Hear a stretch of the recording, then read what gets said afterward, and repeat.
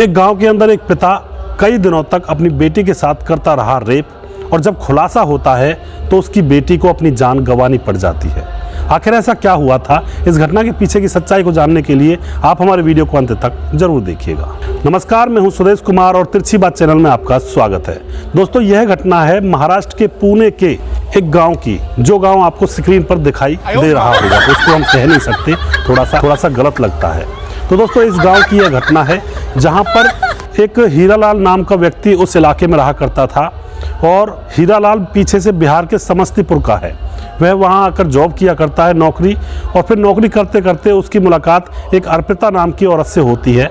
वह अर्पिता भी उसी जगह पर नौकरी किया करती थी जहां पर हीरालाल नौकरी किया करता था।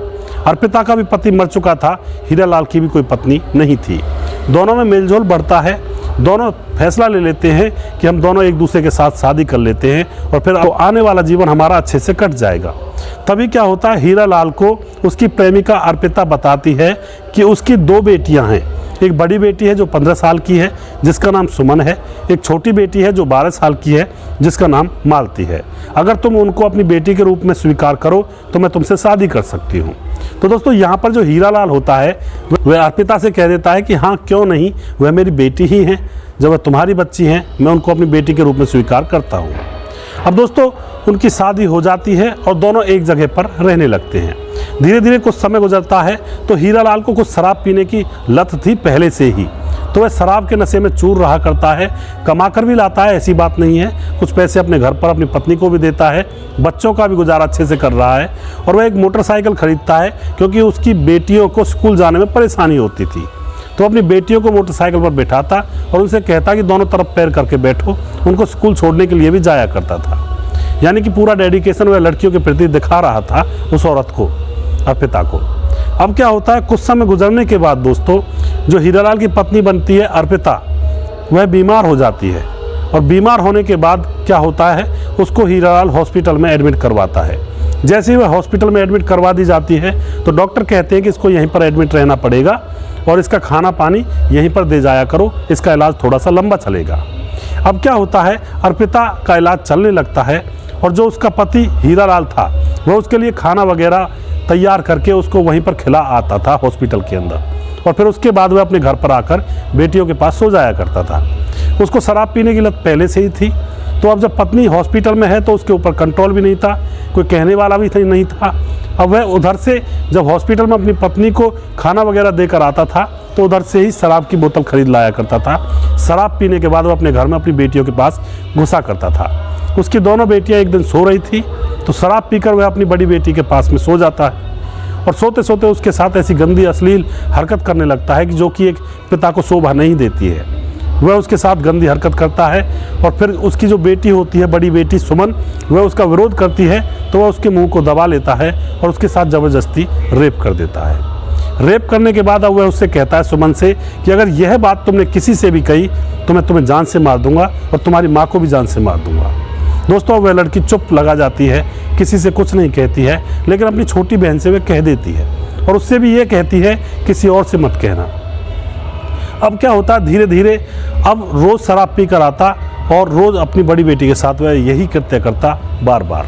इसी तरह से 15 दिन गुजर जाते हैं। 15 दिन तक रेप करने के बाद अब एक दिन उसकी जो बड़ी बेटी होती है सुमन, रेप जब वो कर लेता है उसका पिता, उसके बाद वह कहती है कि अब मैं इस बात को सभी लोगों को कहूँगी क्योंकि तुम तो मानते ही नहीं हो, शराब पीकर मेरे साथ ऐसा कृत्य करते हो।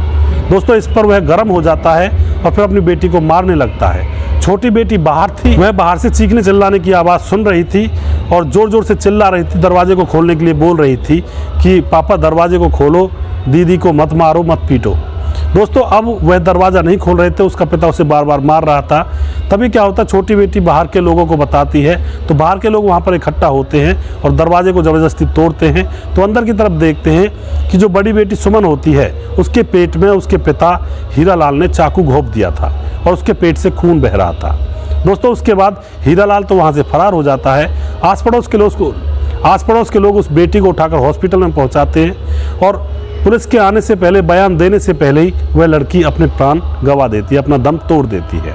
उसके बाद पुलिस छोटी बेटी के, जिसका नाम होता है मालती, उसके कहने पर बयान दर्ज करती है और फिर उस हीरालाल को अरेस्ट कर लिया जाता है।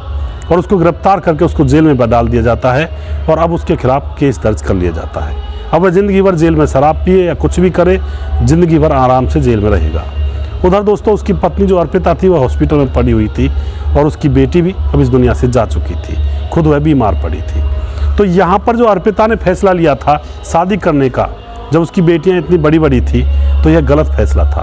बेटियों की शादी कर देती, उसके बाद शादी करती खुद अपनी, तो भी ठीक था, लेकिन इतनी बड़ी बेटियाँ किसी दूसरे के हवाले कर देना बहुत ही गलत है। किसकी नीयत कब जग जाए कोई पता नहीं चलता है। दोस्तों यह घटना 2019 में हुई थी। तो अपने जीवन के अंदर कोई भी कदम उठाने से पहले एक बार विचार जरूर कर लें कि आखिर हम करने क्या जा रहे हैं और इस काम का इफेक्ट क्या पड़ेगा हमारे जीवन के ऊपर। अर्पिता को सोचना चाहिए था कि उसकी बड़ी बड़ी 2 जवान बेटियां हैं, अगर इस आदमी के हवाले उसको कर दूंगी, ये शराबी भी है और इधर उधर नशे में घूमता रहता है, तो यह मेरी बेटियों का करेगा क्या। तो यहाँ पे थोड़ी सी सोच की कमी थी अर्पिता की और इसी वजह से यह कांड यहाँ पर हो गया था। दोस्तों अगर आपको हमारा वीडियो अच्छा लगता है तो इस वीडियो को शेयर ज़रूर कर दिया करें। हम आपके बहुत बहुत आभारी रहेंगे। अगला प्रोग्राम मैं बहुत जल्दी फिर से लेकर आऊँगा। तब तक आप खुश रहें, सावधान रहें, रिश्तों की अहमियत को समझें। जय हिंद, जय भारत।